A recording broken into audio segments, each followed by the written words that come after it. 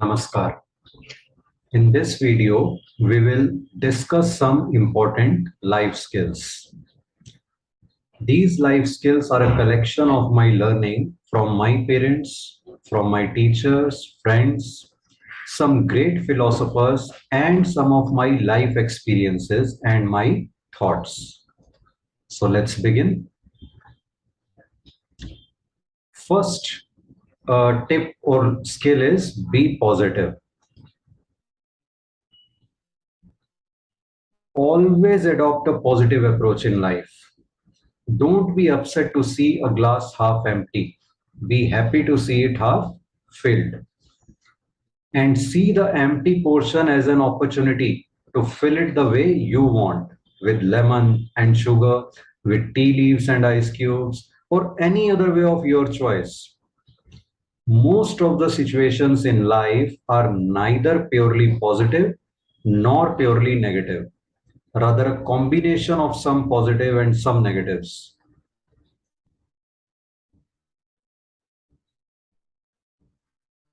Enjoy the positive aspects and utilize the situations to the best of your advantage. With a positive attitude, we can convert many negatives into positives. If it is raining heavily and you are not able to go to your office, think of it as a wonderful opportunity to spend the day with your family. Most of the times, one closed door opens some other doors. It is up to us whether we keep looking at the closed door resentfully or we try to find out the other open doors enthusiastically.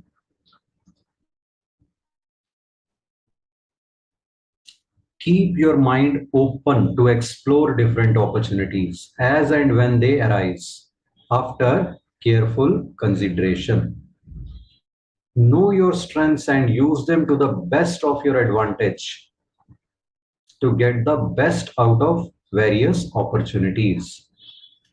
But at the same time, know your weaknesses and keep trying to overcome them to avoid facing any disadvantage due to them. Do not disclose your weaknesses to anyone who cannot help you overcome them. Disclosing your weaknesses to others increases your vulnerability to the other person taking undue advantage of that knowledge.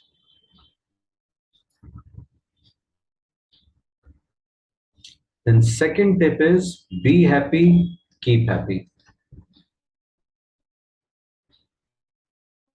Sometimes this question comes to our mind, what is most important in life? Is it money? If it was so, then all rich people would have been very happy, but many of them are not. Is it fame? But if that was so, all famous people would have been very happy, but again, many of them are not. So money and fame are important in life, but the most important thing is happiness. Now, where do we get happiness? Where do we buy happiness from? Money can buy pleasures, but not happiness, remember. Happiness comes from spreading happiness. As simple as that. Just spread happiness around you, help the needy around you, and learn to be satisfied with what you have, and you will be happy.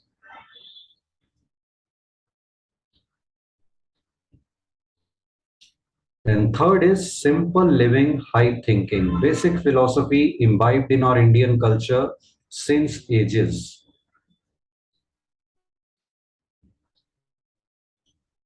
Live simple.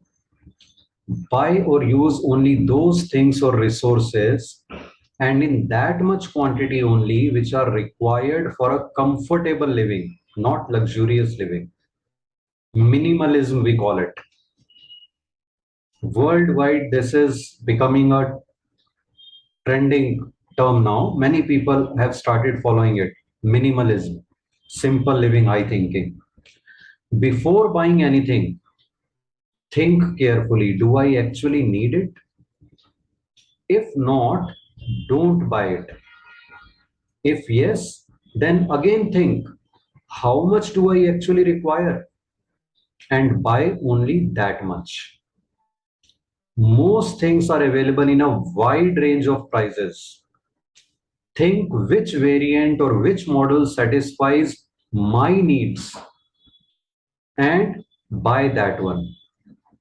Do not buy a product or a variant or a model more expensive than what is required just to show off. The money thus saved can be used for other good purposes or for any future needs. Try to lead a life based on good moral values. Try to save at least 20% of income. Avoid any loans, avoid credit as far as possible. Use debit cards in place of credit cards.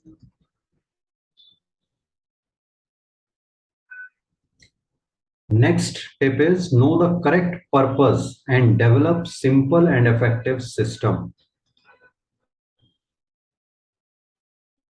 Many a times we keep doing things or any work without thinking much about its correct purpose, just because others are doing it or because someone has asked us to do it. Sometimes we keep doing it even if we don't like it. As a result, we do many things which are meaningless, useless, and in ways which are complicated and not even required for the correct purpose. Sometimes we do things in a complicated manner, even when they can be done in a very simple manner. So it's very important that before starting any work, we should know its correct purpose. Once we are clear about the correct purpose of whatever we are doing, we should develop simple and effective system, means methods, procedures, formats to do the work and achieve the purpose. While developing any procedure format at every step, we should think, can the purpose be achieved effectively without this step? If yes, remove that step. If not, keep it. By doing this, what will happen? Our activities, our work will become more meaningful and effective. We will do the work with full confidence. We'll take quick and better decisions related to our activities or work. We'll be able to develop simple and effective methods and procedures to do our work, to do our activities, and we will be able to avoid unnecessary complications. We'll enjoy doing our activities or work and we'll be satisfied. We'll be able to do justice to our activities and achieve the objectives effectively as well as efficiently. Next is decision making. We should base our decisions not only on their likely impact on us, but also their likely impact on our children. We'll be able to take better decisions if we keep in mind the objective of developing a better, just, good, egalitarian future for ourselves as well as for our children. Maintain balance between personal and professional life. Why do we earn? To lead a comfortable life with our family, isn't it? But what if our professional life does not leave us with much time to spend with family and friends? What if our professional life gives us stress and poor health? What and whom are we earning for then? Being professional means reaching place of work at proper time and at the same time leaving it at proper time as well. Being professional means putting in our best efforts in work, but without taking stress and without compromising on our health. Being professional means to avoid any personal work during working hours. At the same time, to avoid any official work beyond the working hours. Only when we maintain such balance, we can give our best in our professional life as well. We must spend sufficient quality time with family and friends.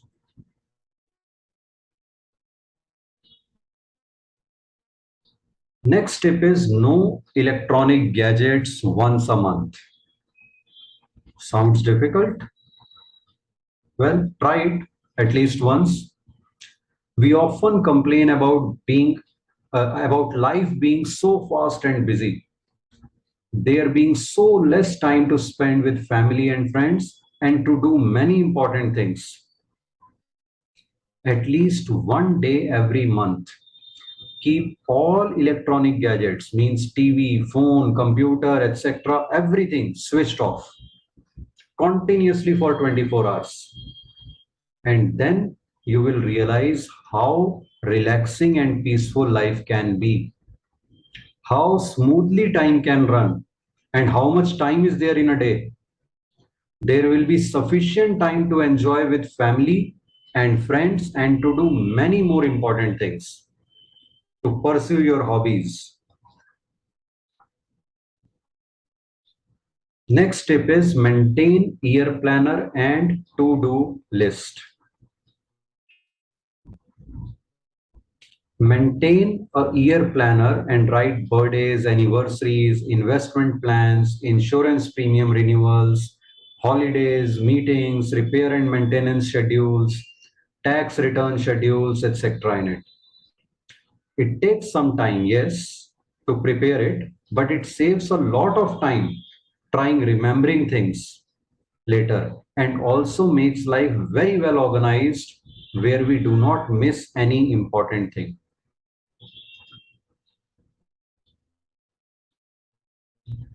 Also, always maintain a to-do list and keep writing tasks to be done in next few days in it. Keep checking the list every morning and evening to see which tasks are pending and keep deleting the ones that have been done. It will take a little effort again, but it will make your life smooth, free of any tension of remembering things. Next step is do not compete. We should give our best to whatever we are doing. We should enjoy doing whatever we are doing and then leave the results to God. As Lord Krishna has said in Srimad Bhagavad Gita, we that do your task with full effort, do not worry about the results. We should not compare or compete. Why? Because first, when we compete or compare, it creates a tension and one cannot perform to the best of one's ability with a tense mind.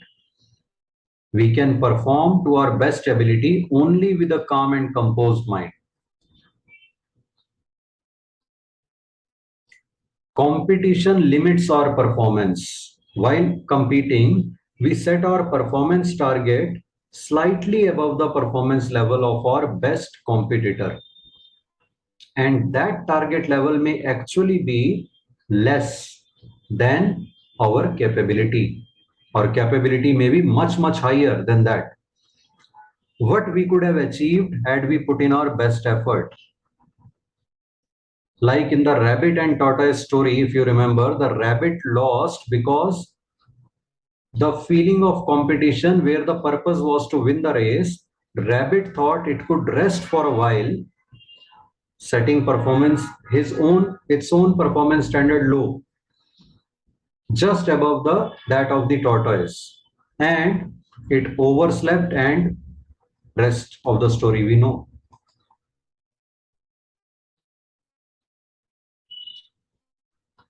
Some people even use unfair means to improve their performance and to pull down the performance of others, which is the worst. So in this process, they may succeed in their motives in the short run, but at a huge cost, losing respect, dignity, and even losing many good friends.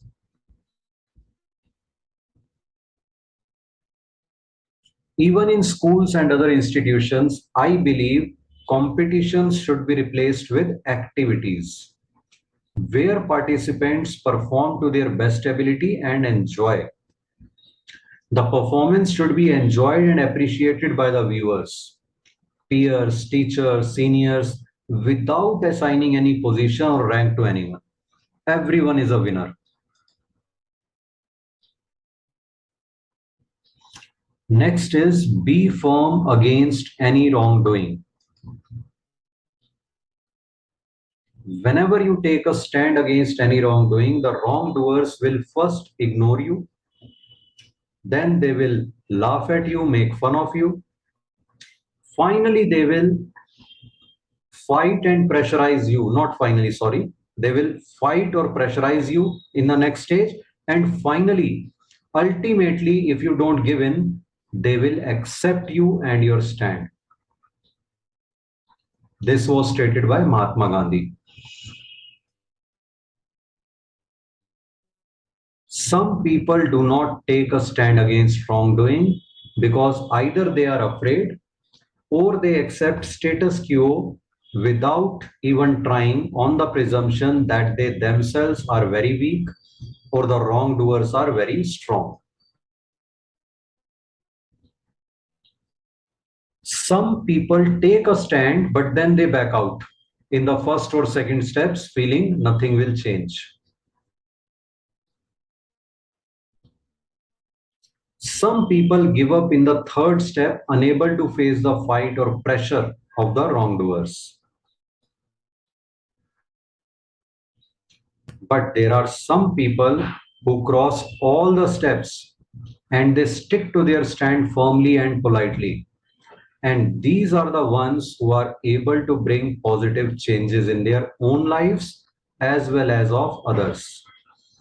All our freedoms fighters are very good example of this.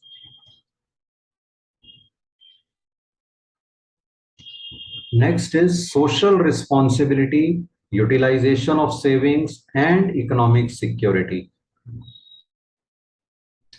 If God has blessed us with sufficient or abundant resources, they are meant to be shared with the underprivileged. We should spend at least 10% of our gross income for social welfare or charity. Around 1% of gross income should be invested in medical insurance family plan to cover medical expenses of the family, if any. May the need never arise, but if any.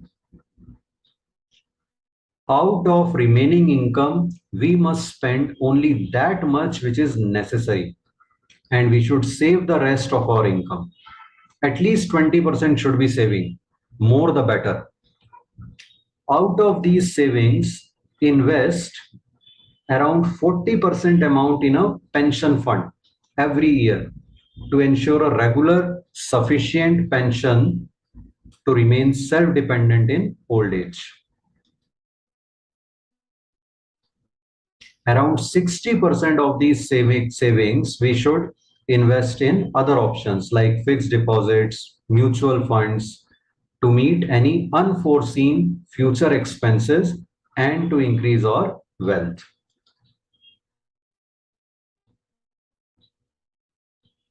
Next is social networking websites and apps. Such sites, such apps are very useful in remaining in touch with the near and dear ones and sharing our thoughts and feelings with them. But at the same time, these can be a big disturbance and distraction if we are connected online all the time. We cannot concentrate on whatever we are doing because of notifications coming anytime. Once a notification comes, a curiosity develops to see what it is as soon as possible. And when the anxiety to forward, and then the anxiety to forward it or reply to it. So what is the solution? It is better if we keep internet off, if we keep ourselves logged out of such sites and apps most of the time. We should turn internet on, or we should log into such sites only at fixed time, maybe one fixed time uh, in a day for a few minutes. See the accumulated notifications, reply, forward, and then log out. Switch off the internet. This way we can remain connected on a daily basis without getting disturbed or distracted in other activities. Next is be systematic. Develop a system for every work.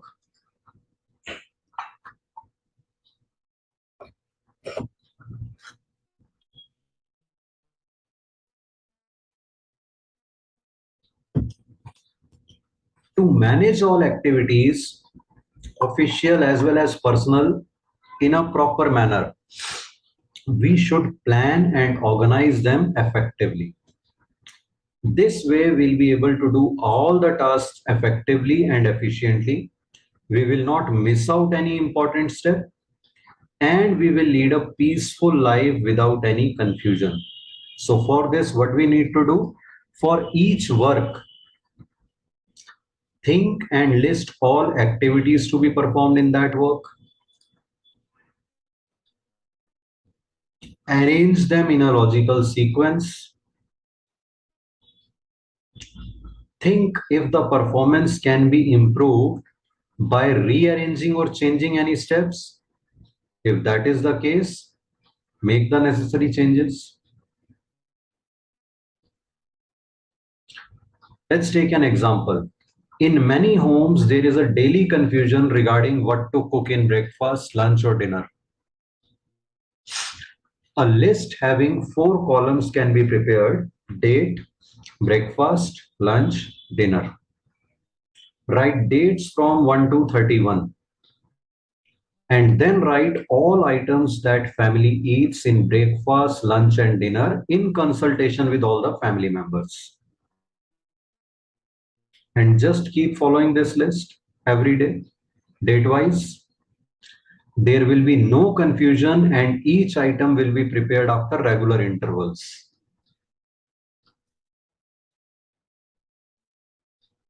Similarly, a checklist of all tasks to be performed on a monthly basis, on a quarterly basis, on an annual basis can be prepared.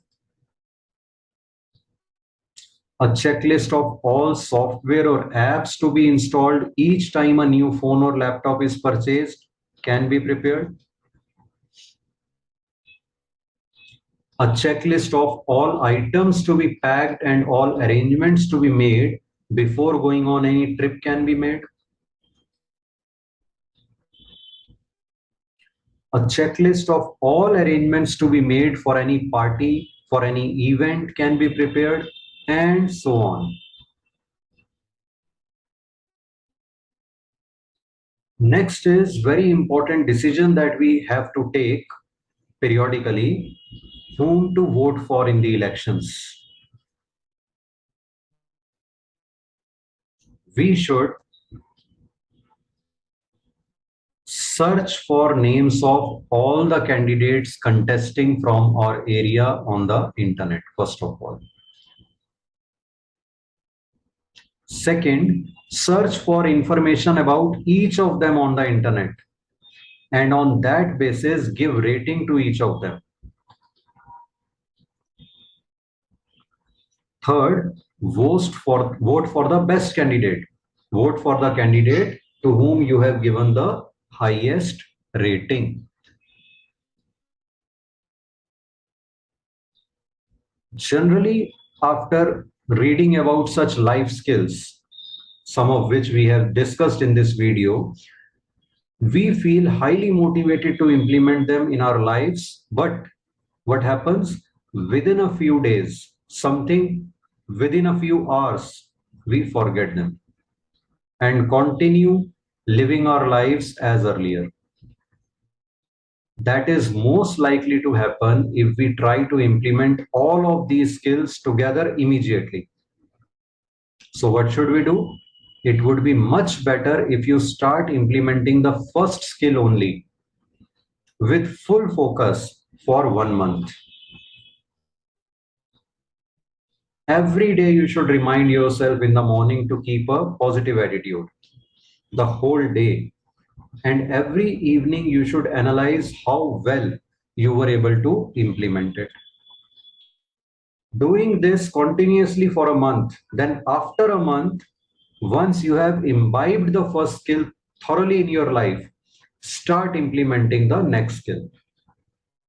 In this manner, keep implementing one life skill at a time for a month and then move on to the next one next month. If you are able to do so, it will certainly improve the quality of your life and make your life more meaningful, satisfying, worthy, and happy. So just be happy, keep happy. Thank you.